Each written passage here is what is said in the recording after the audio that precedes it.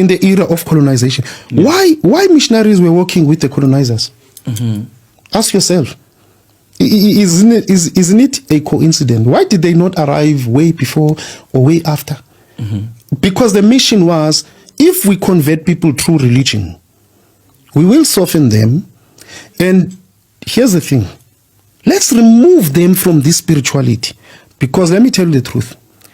The power of African people is not politics. It's not education. It's their spirituality. When an African person is practicing their authentic spirituality, connecting to their true, authentic spiritual beings. So when religion came, it was a conquering weapon. It's a fact. That's why we don't have land today. Yes, it was a religion. Listen, it's not khatebi. People must just be sober-minded and do their research. It was a conquering thing. And remember, our first ancestors, they were not converted. They were not preached to. They were not sang to. They were forced into the religion. Go to Cape of, Cape of Good Hope, I think. Go there into the museum. Get a good tour guide. Tell him, look, don't hide things for tourism. Tell me the truth.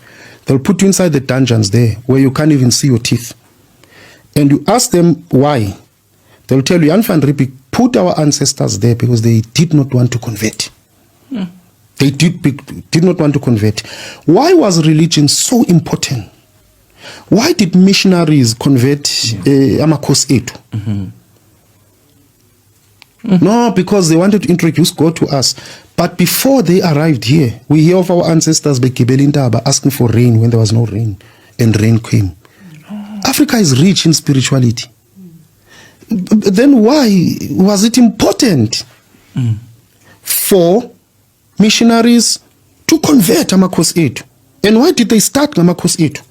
By the way, that's how they lost power.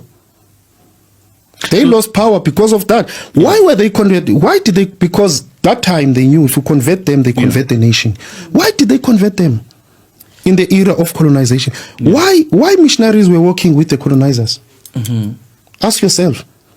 Isn't it a coincidence? Why did they not arrive way before or way after?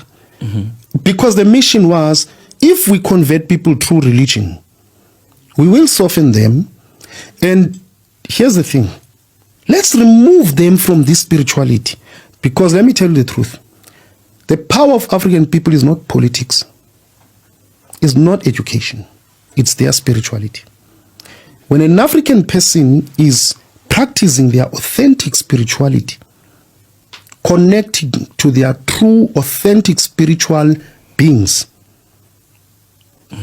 black people are powerful. And if you want to ask yourself, how is it that up to today we are the majority? But it's everywhere. You run here to America and say, things are bad. Black Americans are killed there.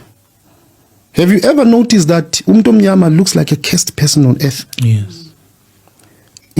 What's the barrier? That's why the EFF once said, Black Lives Matter. You see? But you see, we are missing the foundation of things. I think that's the crux of it.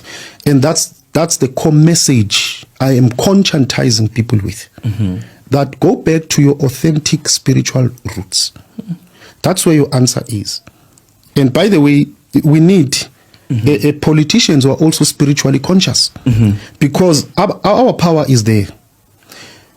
When we accepted religion in exchange of our African indigenous spiritual roots, that's where it went wrong. If you want me to pinpoint here in simple words, Bab Hatebe, where do you think it went wrong? It was not the barrel of the gun. It was not the politics. Religion. It was when we exchanged our spirituality. Is what I call, we left what we knew and we accepted what we believed in. Now, the doors were open. We're able now to be conquered now. Do you believe in God or you believe in gods? Do you believe God exists? Yeah, again, it just becomes a matter of language. As much as language, you must be clear of the meaning of what we are talking about. So, of course, God is an English term that we are using, right? Yeah. I'm not saying it's wrong. I'm just saying it depends what you mean. Because sometimes when you say God, I get a bit traumatized. I think for me, you are talking about the God of religion, you know, and that's where we never had a God. But if we talk about God as a supreme being, if we talk about God as the creator, yes, I do. But here's another thing. In African spirituality, we believe in polytheism. And religions believe in monotheism. And there we clash. Because it's written in the Bible. But the very religions, if you go back to the old Hebrew Bibles, they believed in polytheism. But they changed to monotheism. Why? Again, they wanted to claim the whole supreme being for themselves. So polytheism, of course, it's a creator and deities. And then you go down. So African spirituality, we believe